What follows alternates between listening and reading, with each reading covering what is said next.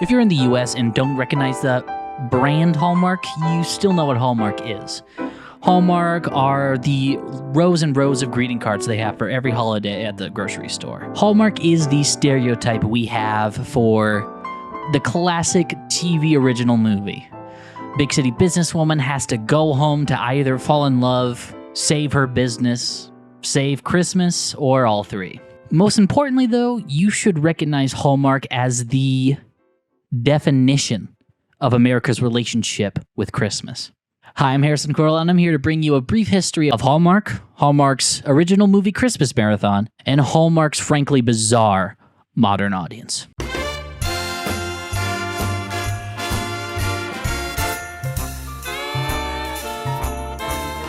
Gather around, happy holiday time. Get the tree looking proud. Christmas dominates the cultural landscape of America. Not to undervalue other winter holidays, of course, but Christmas is kind of its own league. Like I said, Christmas has evolved away from being strictly a religious practice. Christmas, in the modern sense, has sort of evolved into being kind of a social holiday, instead of having a specific thematic meaning, like the pop culture we've ingested over the past few decades. I found some interesting results using Google Trends. I personally find it to be the best way to get a simple glimpse into the sort of cultural interest that the US has with various topics, or at least the cultural interest of what questions to ask with any given topic. It doesn't give exact numbers since Google users are in the billions now, but it does give some pretty interesting insight into various topics while also comparing and contrasting to a lot of different topics. Now, as you can see, even though Christmas kind of dominates this whole chart comparatively, Hanukkah is of course still on the board, and of course like it not being on the board doesn't really devalue any of these other religions either. This is definitely not a metric to track religious practices in America. It's just about people asking questions about these various topics. Yeah, we'll get into what kind of questions are being asked right now. Most people don't really want to know about the holiday itself, but more about what's going on in the exact year with this holiday. Like, see right here, most questions about Hanukkah come from New York, and it's just about, what's going on that year in Hanukkah. Yeah, obviously most questions about Thanksgiving are just about the year. But what users are looking into, Christmas-wise, I think is more interesting than the other questions we just went through on the Google Trends list. Right here, you see that nobody has questions about the religion itself or even what's going on in that year. Most people are only interested in the products of Christmas, decorations, clothing, Christmas music, Christmas movies. It's fascinating to me. This evidence, this is the closest you can get evidence-wise, that a majority of people are interested in the products of Christmas rather than the actual meaning or importance of it, of the importance of it itself, which kind of has me asking, is Christmas actually this popular, or are the products of Christmas what's popular? I think the best way to answer that question is to analyze the main contributor to the products of Christmas. Hallmark.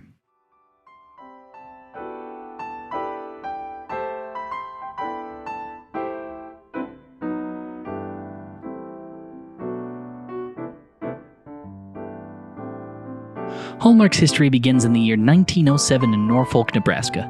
Joyce Hall, also known as J.C. Hall, and Rowley were only just out of high school when they got into the postcard business, which was a booming business at that time. A very popular sensation sweeping the nation was, the cartophilia craze. Despite the terrible name of the craze, it was popular nonetheless. It was one of the earliest collector hobbies that actually showed off something impressive. Traveling frequently looked a lot better than showing off an inflated price tag like the modern day. The three brothers worked at what was simply known as the Norfolk Bookstore. They would purchase postcards in bulk to sell to the other storefronts in the bookstore. But their true business venture started in earnest when Rowley purchased the storefront by the end of the year. The brothers then renamed it Hall Bookstore. They didn't come up with the name Hallmark until 1928. Most companies at the time struggled with the names at the time. Postcards were flying off the shelves. People were ecstatic to prove/brag about everywhere they had been, from Chicago, Illinois to Shanghai, Indiana. Shipping only really went from the different places in the United States. In 1910, the brothers packed their bags and found a bigger store location in Kansas City, Missouri. And things continued to move onward and upward until about 1912, when the postcard craze had officially wound down. With fewer people buying cards and even fewer sending them, the main facet of the store was running out of steam, so the Hall brothers had to think of something else to send on a card other than the various vistas from the country. And that's when JC started selling the greeting card, a card for any holiday, which meant Christmas and Valentine's Day in America. It kind of still does mean that today. JC had just found the next craze to sweep the nation: season's greetings, the first step into Hallmark to take over the newly invented holiday industry.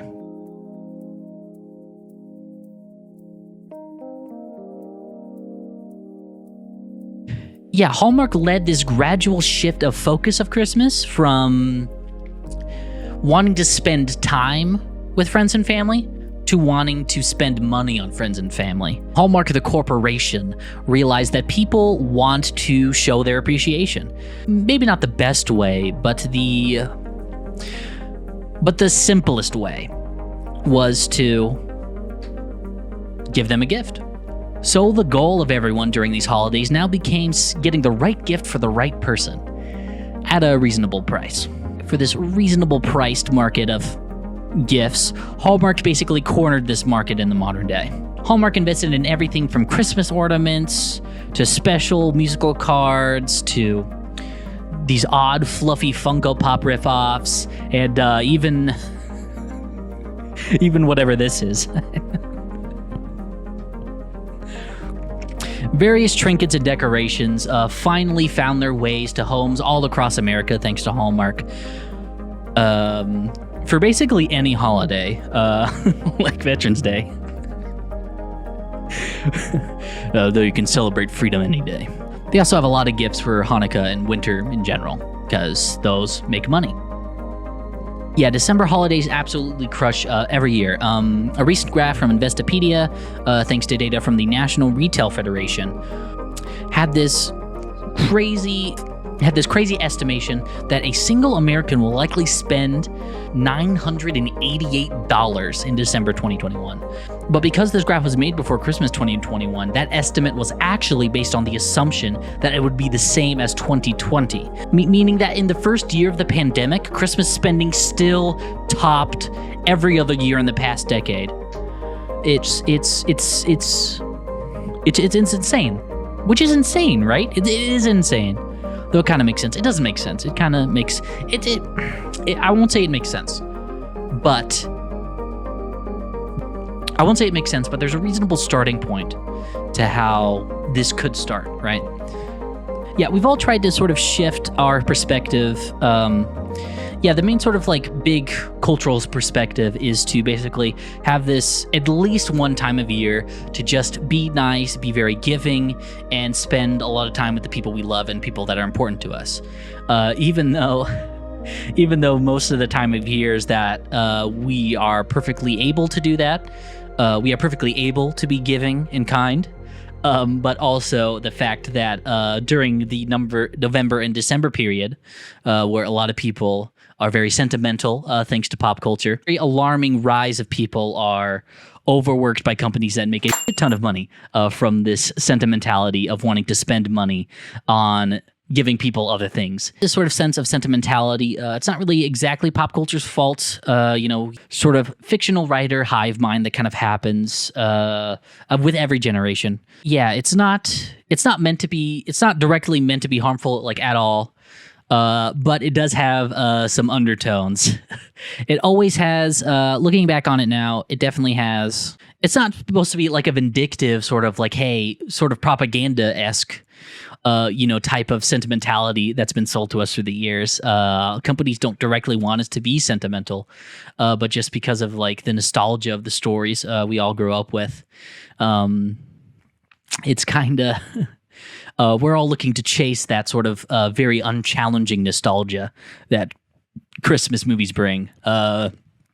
Christmas movies like the Countdown to Christmas Marathon from the Hallmark Channel. Finally made it to the main topic after a lot of depressing minutes. Well, way to go, Harrison. Woo, way to go, Harrison.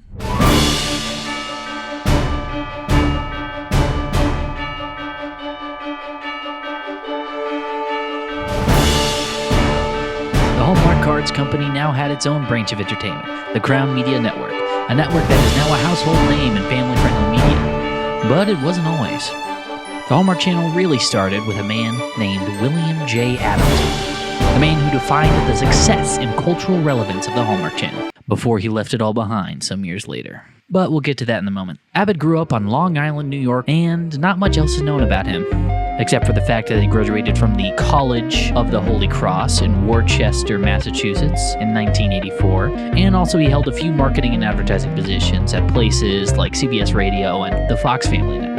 What would be his most notable work, however, was his position in the newly formed Crown Media Networks as Vice President of Advertising Sales. He oversaw the start of the Hallmark Channel in 2004.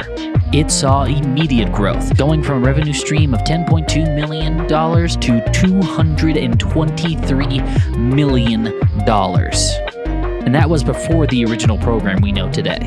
That original programming didn't start until 2009, when Abbott took over the position of CEO of the Hallmark Channel directly. And by 2014, he was ready to cement the cultural significance of the network. The countdown to Christmas marathon.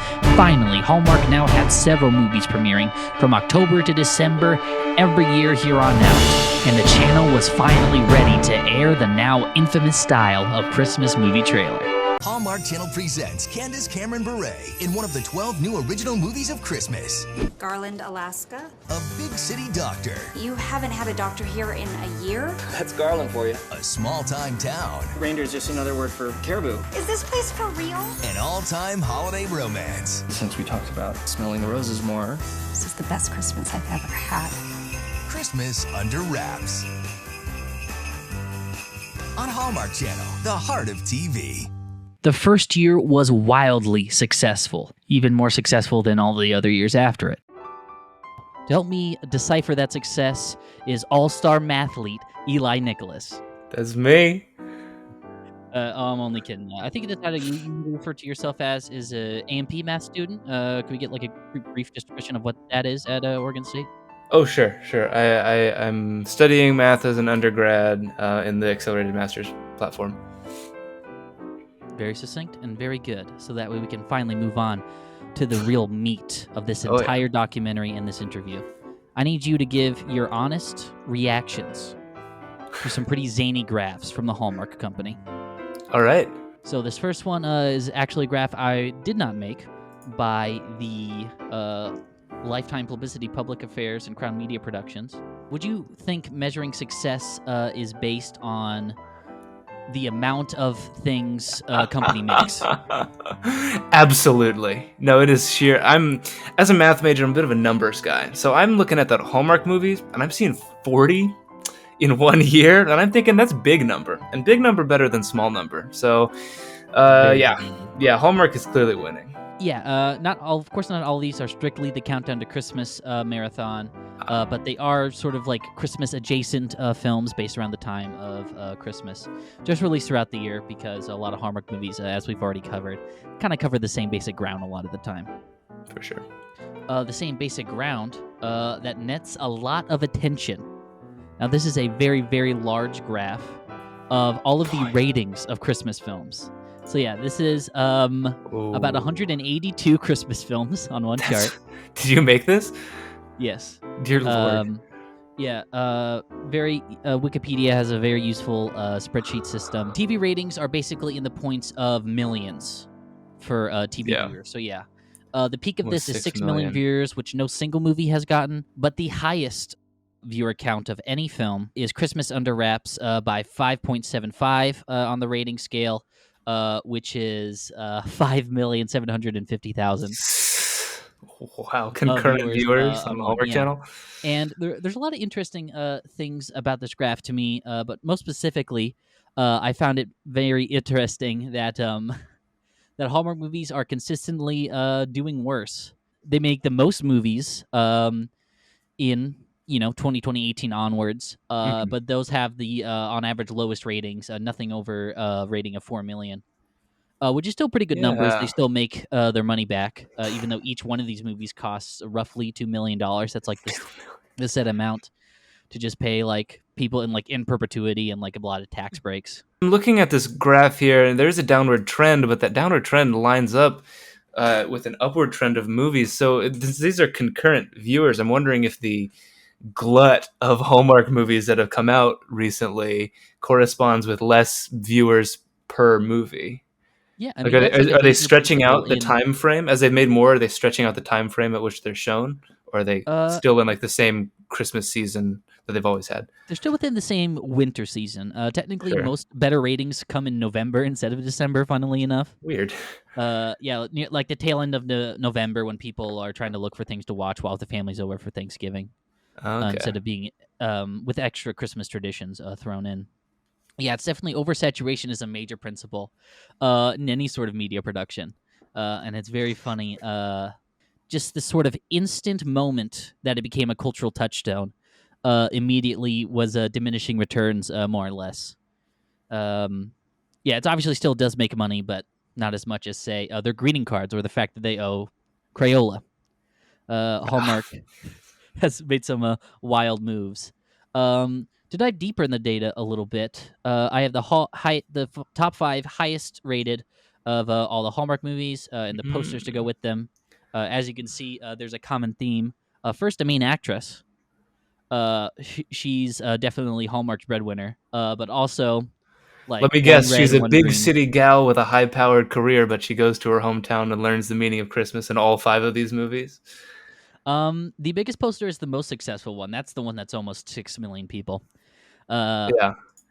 Yeah, very early one. All these posters are from 2014, and as you'll see, the poster game has not really changed in these many years. Yeah, that's obviously self-explanatory, but this is also an interesting trend as well. To put this into the perspective of like how high these ratings are, I actually wanted to compare it to the highest televised event in America, the Super Bowl. So yeah, and you'll be pretty shocked by the results.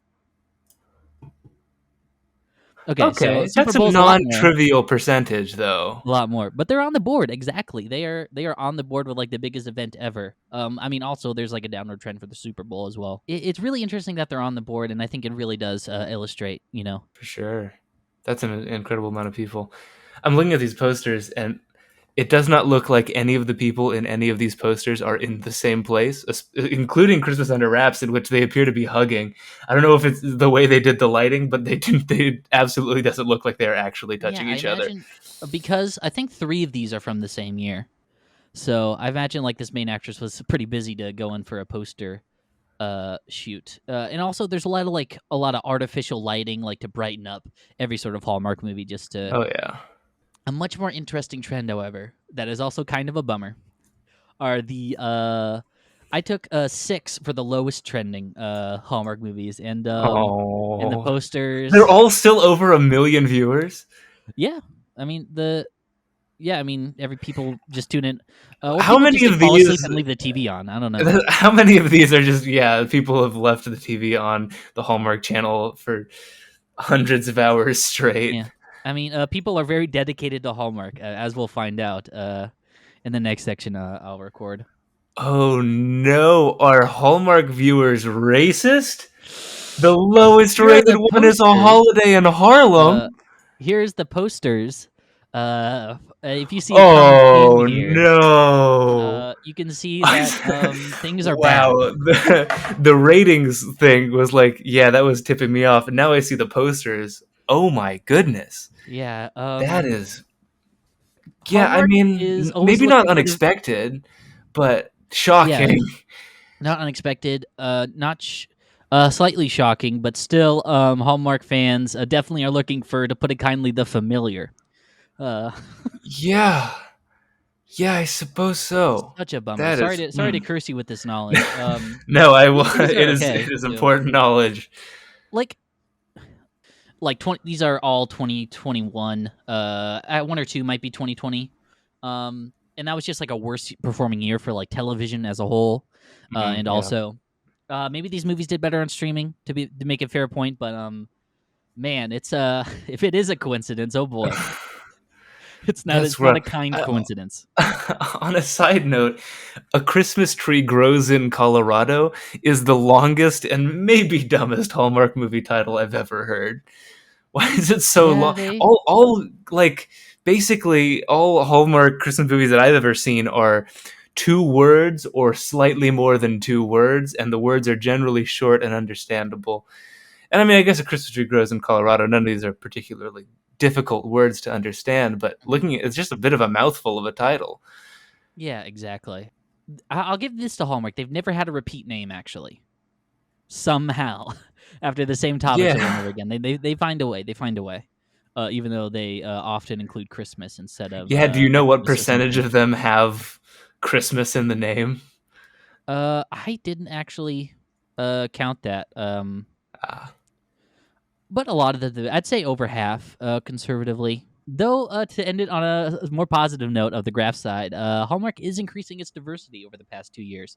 Behold, the diversity of romance graph. So is there one movie? Well, technically there's two, but it's one movie and a sequel, featuring Ah, I see. two men having a nice romance. And they're the Wow. stars, for all intents and purposes, they are the stars. They did, Okay. you know, it is a step forward, so good It's for them. better than a zero. I'll say that. It's a much better than a zero. My initial gag was setting up a pie chart and putting zero on it, but I'm pleasantly surprised that the upward trends is 2 Yeah. out of 181. Again, I'm glad you brought me in for my math skills to make sure that we're all on the same page. Knowing that two is Yeah, is a larger number than zero yeah. So or yeah, one even. exactly. While I have you here, anything else that stands out to you, Graph Rise? Any trends that kind of overcross each other? We have the big trend. That's a bit of a bummer. But yeah, anything? Yeah. You said you were impressed about the amount of. You think the Super Bowl does illustrate like how much viewers actually gets pulled in by Hallmark? Oh yeah. No, I even though it is definitely a small little bar graph, Yeah, that is not insignificant. Super Bowl's hovering around 100 million, yeah. And these so are you the can top see ones of that's each year. I should have pointed yeah. out as well. Oh sure. Yeah. Obviously, there's a downward trajectory for each year, but yeah, Yeah, Hallmark's still yeah. be hitting. I'm impressed to see. It looks like to me that like the biggest decline in viewership is happening in the middle of that second graph you showed me. So we're talking somewhere 2017, 2018 is the biggest downward trend. But then while it's still variable, it seems to have evened out. And I'm wondering, so the first graph you showed me ends in 2018. Have they ramped up production since then? Do you have any numbers on the post 2018 movie production? It did stagnate a little bit with COVID. I Mhm. think it upgraded to about, gosh, I think it went up to 44, Okay. 2019, and then went back down to like 40, and uh, Yeah, see that's I what I think was 2021 went down predicting. to, because of the COVID hit. I think it went down to 34, which is still Yeah. too much. What I see in these numbers is less a massive decline in the popularity of Hallmark movies and more the fact that there are just more of them now, and so they're getting less viewership on each individual movie. I mean, as a whole, they're still doing well. The total of all ratings was about 538.13, which is more or less is closer to 540 million. Probably it's probably safe to consider that because they also launched about mid 2017. They launched a Hallmark Movies Now as a streaming Oh, they have a platform. streaming platform. Yeah, that's too much Do you have information any to give numbers on away. subscriber count for that? How Not popular really. I is the mean, streaming service? streaming channels are harder to keep track of because the only thing that like gets out, because they don't really have to, because they don't have like a lot of they don't have like TV ratings Sure. sort of metrics, because they don't have a lot of advertisers coming to them a lot of the time. The only time we hear about streaming channels is like when they brag about themselves. It's just like, oh, this Yeah, Netflix show is the biggest of the one in a day and a half opening period, and this is the most views ever, and this is the longest watch sure. time. things like that. And when they're embarrassed, they can just be like, "Yeah, oh, what, that show? Yeah, it got canceled after." I'm seeing that Hallmark movies now passed the 1 million subscriber mark in 2020. Wow, that's a Seeing some news stories about that. yeah, that's a longer Million. that's a longer climb What? than other streaming services. I have one last question for you, Harrison, mostly out of personal curiosity. Yeah. What is the wildest Hallmark movie that you've encountered making this documentary? I watched the first one, which was a funny little production. The first one was set in Oregon, the Really? national Christmas tree.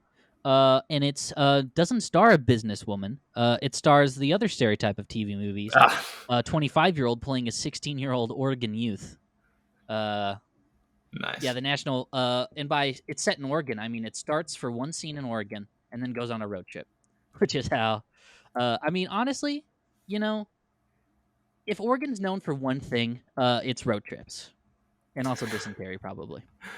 Will people get that now? I wonder I if don't Oregon know. Trail's still a cultural touchstone. It got rebooted on the Apple Arcade, but Ah, yeah, that was an Oregon Trail joke for those youths. Hallmark is usually boring, but I feel like the National Christmas Tree is just like, wow. I think that's the crazy thing about watching all these Hallmark movies is that, wow, these are still the same. They're still kicking on. They're still yeah.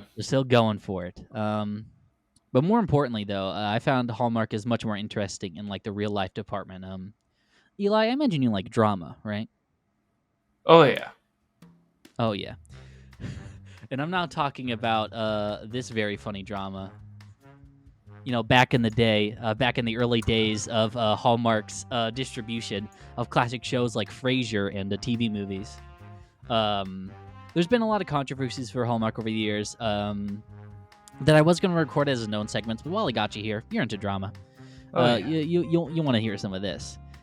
So the first debate that was very funny was that Hallmark's fans, if there's one thing they don't like more than diversity, it's censorship. So they immediately got up in arms about because Hallmark, it was like overcorrecting. He's just like, oh, we don't want the word God to be in vain. But everyone was clearly just like, how could you censor the word of God in any context? What? I don't understand that move from Hallmark at all. I just don't get why they would do that. Yeah, they're just overcorrecting. It's just like, well, if we show things on Hallmark, because like how every TV channel starts, it starts with syndication and like buying the rights to various other channels as works. You know, that's why Cartoon Network is a thing. That's why syndication is like so important for sitcoms to have like 80 episodes in one run, is because like if 20 episodes get licensed off to another network in perpetuity, then you make your money back on the TV show. Yeah, so they bought episodes of Frasier and a lot of movies, but they were like, oh well, our audience probably doesn't like the word God taken in vain, so we should probably just censor it, you know. Oh my goodness. For our more lighthearted viewers. That were so insanely angry about the thing they hate most, censorship. But they also don't like diversity, as we'll get into with this main controversy. And what I don't understand about this one is that they seem to be censoring the word God in order to appease two Christians, but it looks like the people who were most offended by this were Christians. It seems to have completely backfired. Yeah, it did backfire because you can't please that crowd, as we'll find out. It's that's sort of you're telling me there's a big schism in the yes Hallmark the founder community. Of the Countdown to Christmas Marathon, the guy who basically made the Hallmark Channel what it is, quit after this controversy. In one of the most petty displays of a CEO I've ever seen, which is saying something. So it all started a little something like this. Hallmark changes course after pulling wedding ads showing brides kissing. Uh-oh. What? Yeah, so when was Washington this? This is Post, 2019? Of course, mid-December. There's a lot of viewers on there. More specifically, 1 million moms. Exactly. We'll get to that. What year are we living in? In 2019, they had to pull ads because brides were kissing in them. Yes, the year we're living in is a lot of influence from conservative protest groups, as I'll show you. Eli, what's the first thing you think of when I tell you 1millionmoms.com? There's no way they actually have 1 million moms on that website. So basically, 1 Million Moms is a conservative protest group that, if you go to their homepage, you'll know exactly the kind of people they are. They Right on are their fighting homepage. against indecency, in their own words. Yeah. Yes, Oh they have a boy. very lengthy mission statement. It's the kind of audience Hallmark wanted, a very loyal fan base that is a big fan of the familiarity that comes with Hallmark movies and hates every. Right on the front page, you can see there are many ongoing campaigns to fight things. Unbelievable. I'm looking at their past successes. They've had a lot more than I would hope. So Yeah, their past they were successes. against the Muppets. Why didn't they like the Muppets? Well, Sesame Street more specifically. No, this is the ABC series, The Muppets. They were Oh called yeah, it getting canceled. They called it a success for yeah. It was a them. little saucy. It was a little saucy. Yeah, I yeah. guess it Most of was their most aimed of at their adults, campaigns wasn't are it? them calling for something to be canceled, and then because it's a sitcom on television, it doesn't last long. Sure, it gets canceled anyway. We They did cancel it anyway. it. Yeah, they basically wait out. They wait out several cancellations. All you have to do is pay for your domain for long enough, and you will win every Yeah. TV victory. No show can last forever. It's very easy to see the kind of values they hold and the Yes. kind of fights they pick. And Yes. thanks to eagle-eyed viewers of the Hallmark Channel during Christmas, during the Countdown to Christmas marathon, there was one ad where they finally had enough. They had so after receiving 30,000 signatures, which Eli, as a math student, as a math whiz, is Yes. that 1 million moms? No, that is 30,000, and not all of them have to be moms. That's true. In They fact, are many very of them may desperate to have find other members. been bots, perhaps. Maybe they were. Maybe they were. You know, it's hard to say. Online petitions are sometimes susceptible to bots. You heard it here first, folks. I would not be surprised if a good percentage of those signatures did not come from their army of 1 million moms. Yeah, conservative groups are such big proponents for weddings and marriage in general. Yes. That the way the youths of America just aren't. That they'll attack anything that's not their idea of marriage. Which you can guess how that presents itself. And honestly, a pretty cute ad about people just like talking about organizing a wedding, thanks to the company Zola. Shout out for making a cute ad. Two brides getting married, which of course corrupted the youth of America and everyone who was watching the Hallmark Channel. Yeah, no, consider the youth Yeah. corrupted after that one. And to be fair, it is in the millions of moms watching, so they could have been corrected. That is true. eventually. Out of those 6 million that watched the most watched Hallmark movies, what percentage of them are moms? Maybe a lot. Maybe a lot, maybe a fair bit, maybe most. 1 million moms should rebrand their website as a Hallmark Movies fan site. Because that's the only way that they could possibly be correct about well, their they're not name. going to be a fan of Hallmark movies later on because luckily, Oh my god. Hallmark repealed the decision. Actually, dropped some bars about this. Hold on, what was this? Okay. What was this one point? Yeah, we'll get to why the CEO of the Hallmark Channel didn't say anything in about a moment. But for now, Hallmark card, Crown Media Networks. Basically, the CEO Mike Perry came out and just being like, "Hey, we're trying to be more diverse, and this is a mistake on Hallmark Channel's part."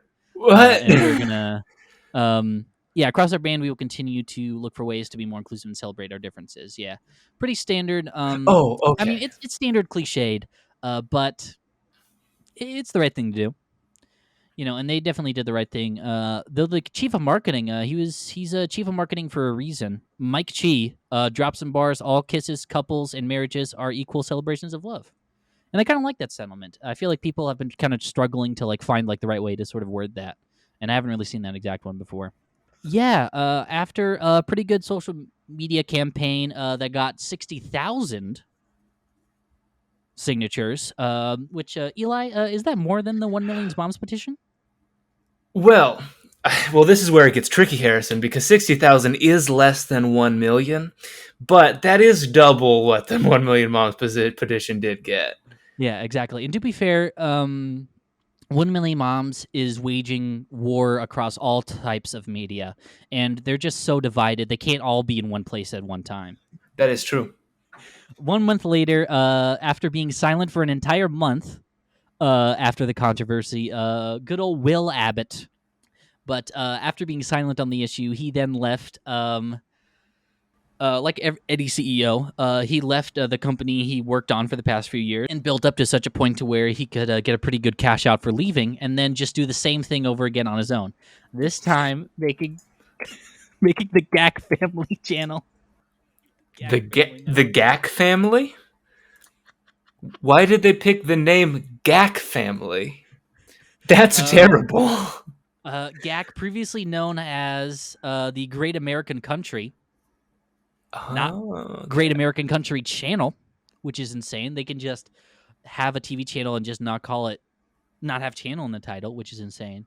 So yeah, this weird ABC ripoff that's more skewed towards the conservative programming that William Abbott just sort of fostered through his Countdown to Christmas marathon. Yeah, this has the programming you'd expect. It has a lot of country music programs. GAC Nights live from Nashville. Every time you not to say be confused Gack, with- I can't take this company seriously. It's so funny. Gack. Yeah, the National Finals Rodeo. And of course, the Kitten Bowl got canceled by Hallmark because it doesn't do well as the Puppy Bowl. So they're doing their own Kitten Bowl because that's just the kind for of vibe grabs of now. white people TV, you know? So let me guess. William Abbott, great progressive guy, was just so saddened that Hallmark would pull their ads that featured a same-sex couple. So of course he left in anger, decided to start his own company, one that was much more accepting and inclusive. Right? That's what happened. Maybe not, because Right? he is also taking Hallmark movies for Right. himself. He's licensing multiple Hallmark Christmas movies to play on GAC while working on his original features. So this is a completely lateral move, is what you're saying. Yes. Also, the main actress we talked about earlier, she's also going over to GAC Family Productions, coming in these later years.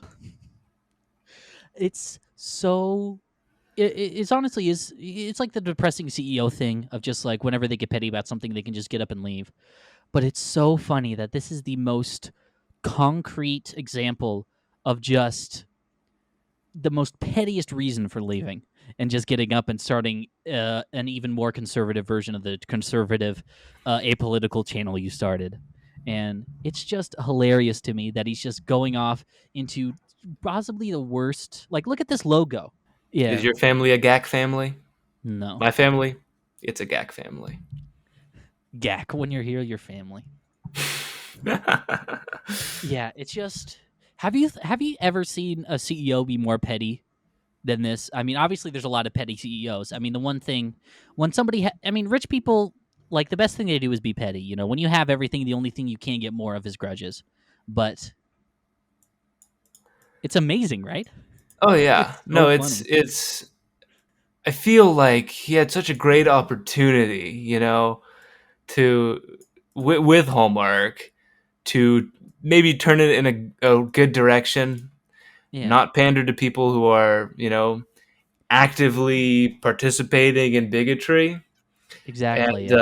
and do what is clearly the right thing.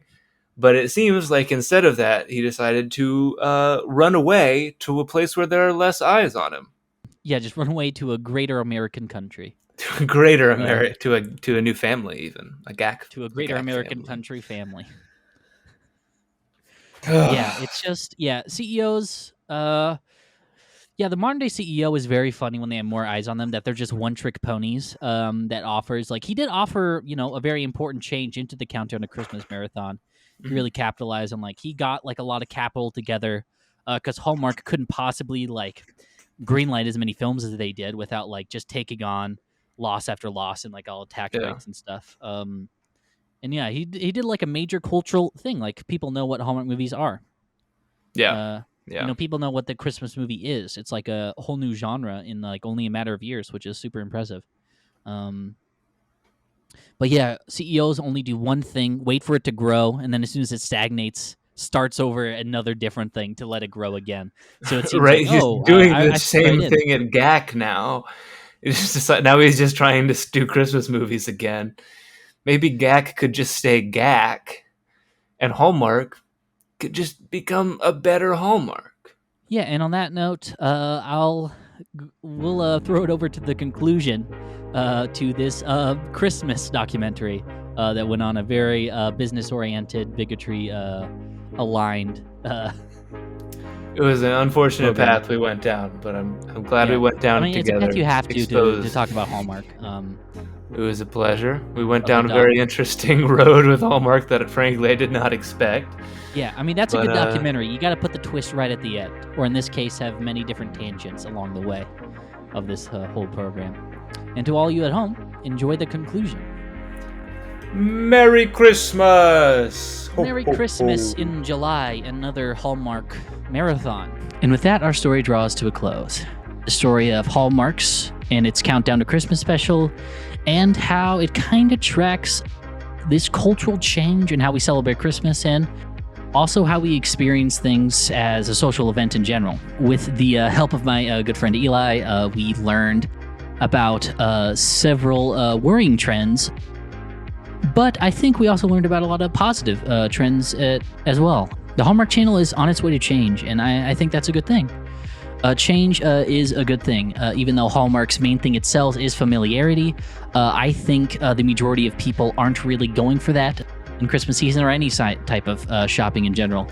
I mean, sure, the amount of money is being increased for spending, but I do think that spending is going to all kinds of different things in the future. And currently, we learned a lot about the great changes going on in Hallmark, a lot more diverse casts and a lot more diverse topics of film, which definitely alienates some viewers, but maybe those viewers are right to lose in the first place, especially since they moved over to the GAC family.